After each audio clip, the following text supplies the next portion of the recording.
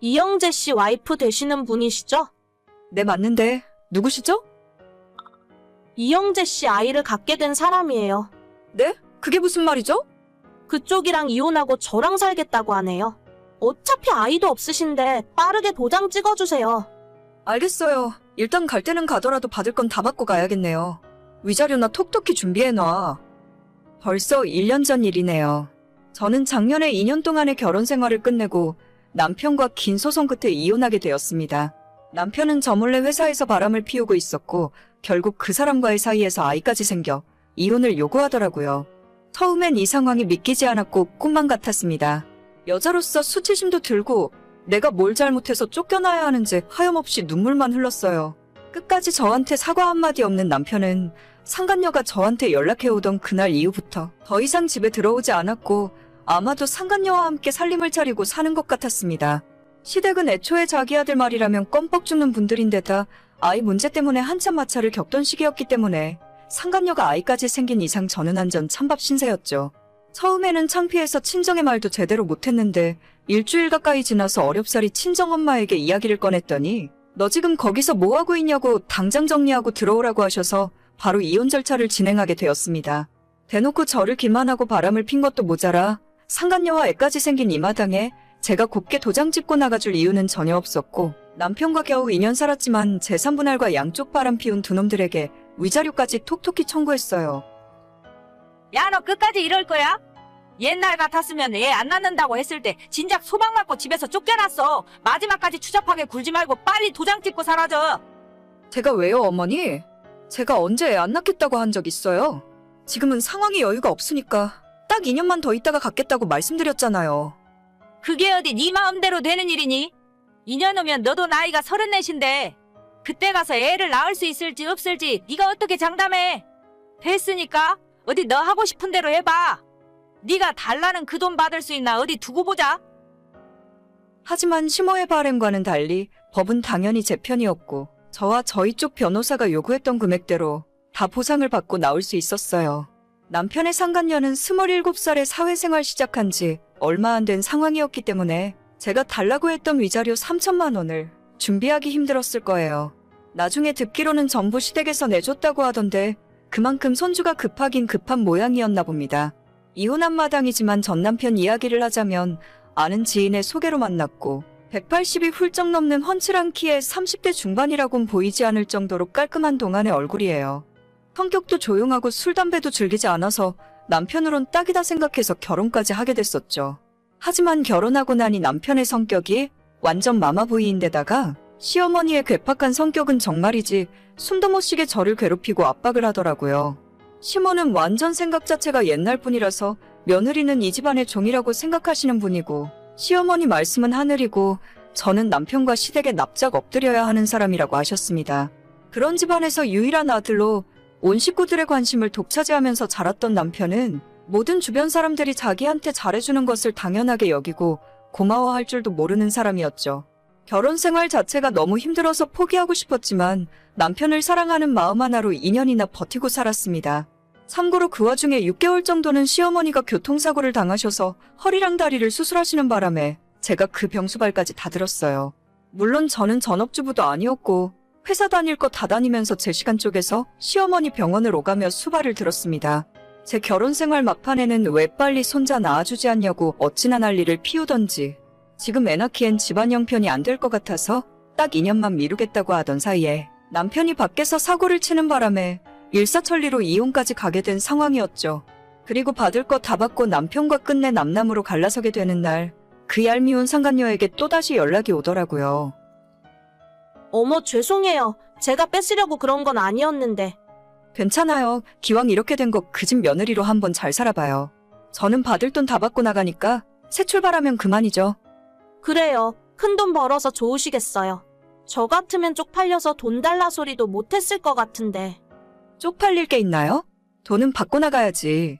아무튼 그 집에서 며느리로 사는 게 생각만큼 쉽진 않을 거예요. 뭔가 조언이 필요하면 언제든지 물어봐요. 선배로서 이야기해줄 수 있는 건 해줄 테니까. 제 앞길은 제가 알아서 해요. 쫓겨나는 주제에 무슨 말이 그렇게 많아요. 그 못된 것이 끝까지 제 속을 긁으려고 하더라고요. 하지만 이미 이렇게 된 마당에 차라리 잘 됐다 싶었습니다. 처음에는 슬프고 힘들었지만 이젠 제 인생의 두 번째 기회라고 생각하고 당당하게 잘 지내는 모습을 보여주는 것이 복수하는 길이란 생각으로 더 잘 먹고 열심히 일하면서 잘 살고 있었죠. 물론 마음의 상처는 다 아물지 않아서 얼마 전까지도 전 남편 생각만 하면 화가 치밀어 오르고 심호만 생각하면 자다가도 치가 떨릴 지경이었습니다. 그 와중에 전 남편과 아이 낳고 행복하게 가정을 꾸리고 살고 있을 상간녀를 떠올리면 진짜 너무 분하고 억울해서 미치고 팔짝 뛸 지경이었죠. 시간이 지날수록 점점 더 잊혀지고 제 현실에 집중하게 되면서 나아졌지만 그래도 마음 한구석에는 내가 문제였을까 하는 생각이 들면서 우울해지곤 했어요. 하지만 얼마 전에 뜻밖의 연락을 받고 그 뒤로부터는 두 다리를 쭉 뻗고 편하게 자고 있습니다. 저는 이혼하고 난 뒤로는 친정에서 부모님들과 함께 지내는데 그날도 일찍 퇴근해서 부모님과 저녁 먹고 집 앞 공원에서 산책을 하고 돌아왔어요. 저녁 10시쯤 되어서 씻고 제 방 침대에 누워서 잘 준비를 하고 있는데 거의 1년 만에 반가운 이름이 제게 카톡을 보내더라고요. 언니, 잠깐 저랑 이야기 좀 할 수 있어요? 무슨 일이에요? 우리가 이렇게 카톡 주고받을 사이는 아닌 것 같은데. 이런 사람이랑 살면서 어떻게 2년 동안 버티고 살았어요? 나 진짜 미치겠어요. 어떡하면 좋아? 왜요? 무슨 일이라도 있어요? 아니, 애 낳고 난 뒤로 매일같이 시어머니가 우리 집에 있잖아요.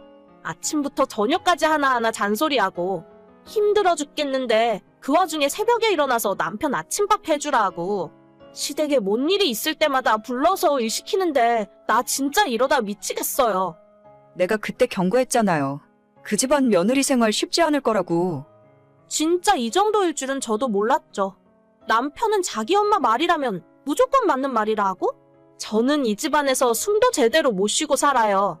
애가 아직 돌도 안 지났는데 이혼할 수도 없고 진짜 어쩌면 좋아요. 그쪽이 선택한 길이니까 한번 잘해봐요. 혹시 알아요? 살다 보면 적응해서 즐기면서 살게 될지. 언니가 그냥 이 집에 다시 들어와서 살면 안 돼요. 나 진짜 미치겠어. 어쩌면 좋아. 전 남편도 아니라 상간녀에게 다시 연락을 받을 줄은 꿈에도 몰랐습니다.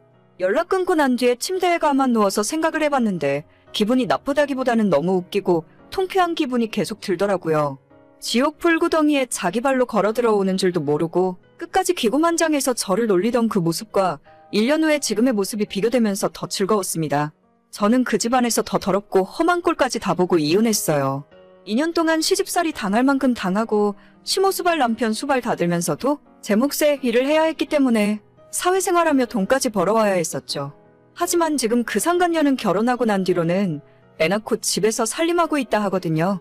그러면 아직 매운맛을 제대로 보기도 전이라 생각합니다. 저야 애라도 없었으니 빨리 탈출이라도 할 수 있었지. 걔는 갓난아이를 두고서 지가 어떻게 할 수 있겠어요? 가만히 생각해보니 이제는 상간녀에 대한 원망보다는 불쌍하고 측은한 마음이 더 들면서 자기가 뿌린 대로 거둔다는 말이 딱 생각나더라고요. 그쪽 시어머니 성격에 절대 가만 안 놔두고 아침부터 저녁까지 들들 볶을 텐데 애를 봐서라도 마냥 참고 살아야지 이제 와서 다른 방법이 있는 것도 아니잖아요. 남편은 제가 살아봐서 아는데 절대 시어머니 사이에서 아내 편을 들어줄 놈이 아닙니다. 오히려 자기 엄마 말이 맞다면서 더 염장을 지르는 타입이죠. 오죽했으면 이혼한 전 와이프한테 카톡까지 보냈을까 싶은 마음이지만 안타깝게도 제가 도와줄 수 있는 건 전혀 없는 것 같네요. 그때 상간녀가 아이를 갖지 않았다면 지금까지도 저는 남편이 바람피는 줄도 모르고 그 집에서 욕먹어가며 며느리 노릇하고 있지 않았을까요? 평생 비슷비슷한 놈들끼리 얼굴 붉히면서 지지고 볶고 행복하게 살았으면 좋겠어요. 저도 이제는 두 발 쭉 뻗고 사이다를 마신 기분으로 살아갈 수 있을 것 같습니다.